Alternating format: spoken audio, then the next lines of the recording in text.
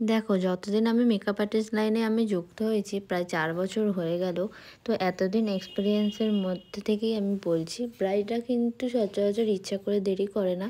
তার বাড়ির লোকেরাই একটুখানি নিয়ম এদিক ওদিক করতে গিয়ে দেরি করে ফেলে। তো সেই দিক থেকে একটা ব্রাইডের ওপরেই এসে চাপ পড়ে যায়। তো আমাদেরকেও সেটা একটুখানি অ্যাডজাস্ট করা দরকার বলে আমার মনে হয়।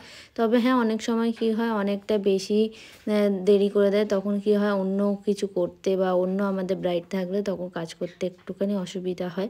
তো তোমরা আগে থেকেই কিন্তু একটুখানি বাড়ির লোকের সাথেও ডিসকাস করে রাখতে পারো, ব্রাইডদের বলছি। তো আমাদেরও তাহলে সেক্ষেত্রে সুবিধা হয়। এই ক্লায়েন্ট কোনো দেরি করেনি, একদম অন টাইম বসেছিল। আর রিসেপশন ব্রাইড ছিল, ওকে বিয়েতেও সাজিয়েছিলাম। তো এটা আমরা কেমন করেছি না করেছি সেটা কিন্তু তোমরা জানাতে একদম ভুলো না।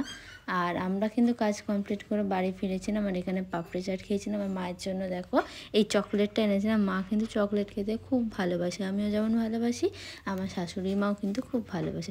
তোমরা কারা কারা চকলেট ভালোবাসো তোমরা কিন্তু জানাতে ভুলো না। আর প্লিজ প্লিজ প্লিজ একটুখানি ভিডিওটাকে লাইক করে, শেয়ার করে আর সাবস্ক্রাইব করে আমার পাশে থাকুন।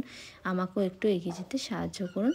আপাতত টাটা, দেখা হবে নেক্সট ব্লগে, নেক্সট কোনো কাজ নিয়ে তোমাদের সাথে। আর দেখো এই পুটকেটাকেও কীরকম আমাকে খাওয়াতে হচ্ছে দুধ।